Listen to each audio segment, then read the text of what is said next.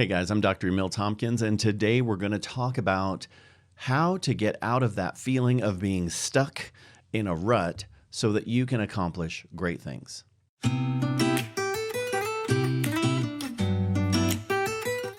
All right, guys, thanks for joining us. I'm Dr. Emil Tompkins, and I want to tell you a story about a day that my family were camping and we went fishing.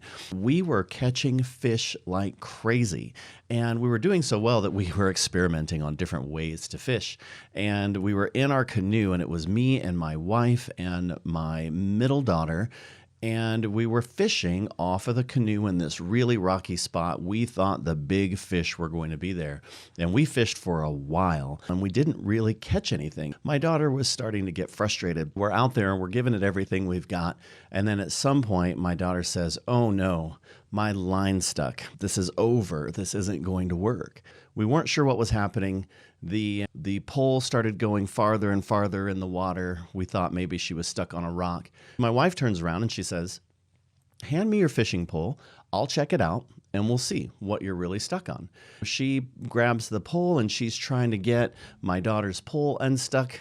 And there's a whole lot of work to do that. You're twisting the pole and moving things all around, trying to get things unstuck. And then we started to realize that pole was moving, that our canoe was actually moving, that my daughter wasn't stuck. We had caught, or she had such a big fish that it wasn't moving anything except potentially moving us. After a lot of work and a lot of effort, my wife was able to pull that fish in. And come to find out, my 7-year-old daughter had caught an almost record-breaking 27-inch walleye in northern Arizona. It's a pretty impressive fish. It's something that we celebrate even to this day.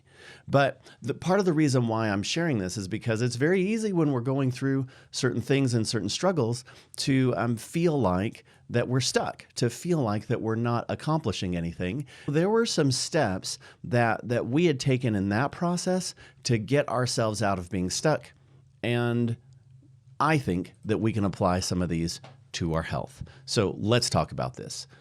Step number 1, we were fishing every day at that lake. And because we were fishing every day at that lake, we had a really good idea of exactly what we needed to do to be able to catch fish so it wasn't an accident. Number 2, we used the right lures and the right bait in order to be able to catch the fish that we were looking to catch.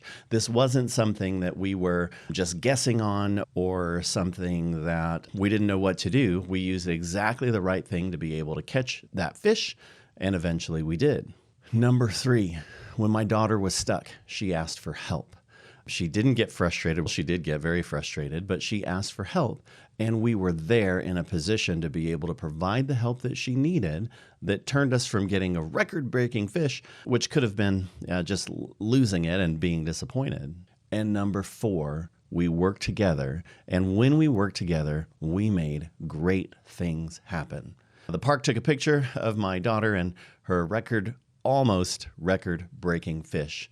And it was a pretty fantastic time. So what in the world does this have to do with your health? Let's think about it for just a second. Number 1, if you're feeling like you're stuck, remember, if you're doing the things that we're supposed to do, you still want to go at it every day. Keep pushing no matter how frustrating it is. Keep doing what it takes to be able to get better. Don't give up. And even if you slip for a moment, it's okay to step back into it and get back to doing the things that you're doing to make you feel better and be healthier. Number 2, we do the things that we know are going to help us to accomplish that goal.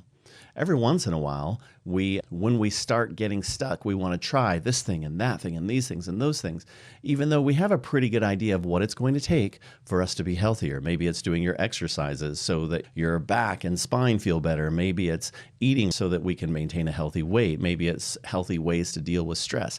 Follow these steps that you know are going to get you there, even if you're struggling at that moment. Because a lot of times we feel stuck in a rut because we've stopped doing some of the things that it takes for us to get better. Number 3, don't be afraid to ask for help. Surround yourself with the right people who are going to help you to accomplish your goal of being really healthy. And number 4, work together with that expert. If you do that, you're going to see that you have the ability to be really healthy, that you have the ability to achieve your health goals, that you have the ability to accomplish really great things. It doesn't have to be a small thing. You can accomplish amazing things if you put those pieces together. So that is what I ask you today. Number one, work on it every day. Number two, do the tried and true things that you know are going to help you to be healthy. Number three, don't be afraid to ask for help. And number four, work together with them to help yourself to be healthy. Those are the steps. Follow them. Watch your health change. I'm excited to see what that looks like for you in the future. Guys, I'm Dr. Emil Tompkins. I hope you have a great day, and we'll see you at the next video.